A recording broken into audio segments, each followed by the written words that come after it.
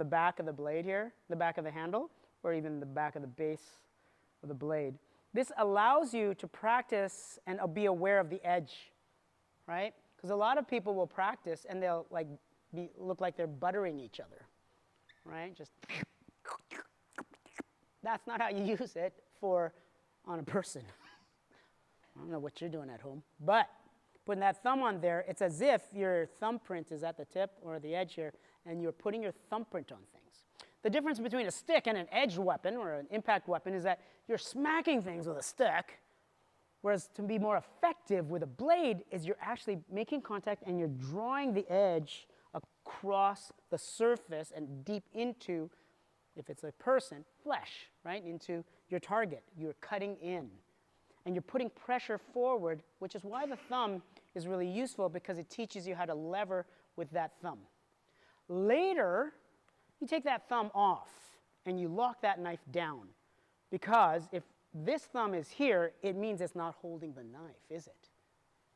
We were made with these thumbs to hang on to vines while we're hanging and climbing trees. We need this thumb to lock down that knife, or else you're losing your knife. Does that make sense? So, beginners, learn the edge, and if you need to be reminded of where the edge is, put your thumb on the back. Later, or now, if you feel confident, lock that thumb down. Yes? Okay, so now we're going to go back to our cinco terros, the 5 angles of attack, the 5 strikes. Cinco terros is, that phrase is all over Eskrima, Arnis, and Kali. Many people have their own different versions of the 5 angles. Ours is this one. It's 1, 2, 3, 4, and 5. Again, notice that I do index to my thigh before I fire the 5 to remind me not to go behind my body and stab myself in the butt. I want to just go from here to there. As soon as I start going backwards, that's when I'm in danger. Make sense? So it's here, 1, 2, 3, 4, 5. You also notice I'm not doing the thing I was doing with the stick where I'm rotating my hips to deliver more power, right? Force equals mass times acceleration. I'm going to accelerate my entire mass with the stick. Wham, wham, wham, wham, wham. You can do that if you want to, but it's unnecessary. Kind of like how some of the cars we have say they go to 200 miles an hour, 200 kilometers an hour. It's really not necessary. It's fun to have. Right? So this, fun to have, looks great, great rotation, great body mechanics, but the edge of your blade is what makes the biggest difference. If it's a good sharp knife, you just go tick, and you can cut someone's finger off. That's all it takes. I've handled some extremely sharp knives, and a light touch will make you bleed, right? Razor sharp. Okay. So now let's go back to that and remember 1, 2, 3, 4, and 5.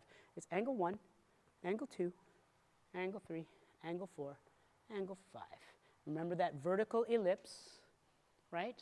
Brian, please. Now I'm going to stand on the chair. No. The vertical ellipse. With the blade today, we are aiming for what? Do you remember? Perineum. The perineum, right? In other words, the taint. Right in there is that piece of flesh between your groin and your anus. I'm going to get anatomical with you, yeah? So we're here, pop. I don't talk like that with the kids, though. Maybe. Depends on how long they've been with me. Now, nobody wants to get stabbed in the taint. So what is he going to do? He's going to, yeah, he could try, right? But the natural reaction is to get out the way. Get out the way. So as he pulls whatever is in danger away, he gives me something. Remember, there's always a price to pay. There's a cost to him pulling his nether regions away. He's giving something up. And that's what we're trying to achieve most of the time when we're in combat, or we are making a threat first, and if they don't respond to the threat with defense, you get to stab them. And if they do defend, you still get to stab them, right? And that's ultimately what gives us the advantage, because we're always on the offense. Yes? Okay. Another thing I must say is that this is for educational purposes only.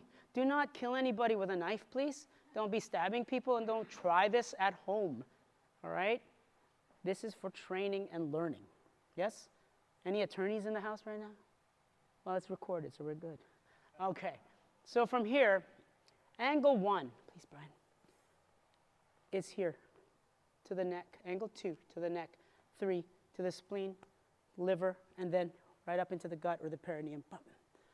1, 2, 3, 4, and 5. So because these are, they're smooth, it might be a little rough, but so don't add pressure on the neck, but you can push across with the knife. Now these are safe training blades, and yes, we did talk about treating it as it was real. Now we're going to suspend disbelief and actually make contact with the target so that you are familiar with the real targets. Find a partner. You got about a minute. Begin. Thank you.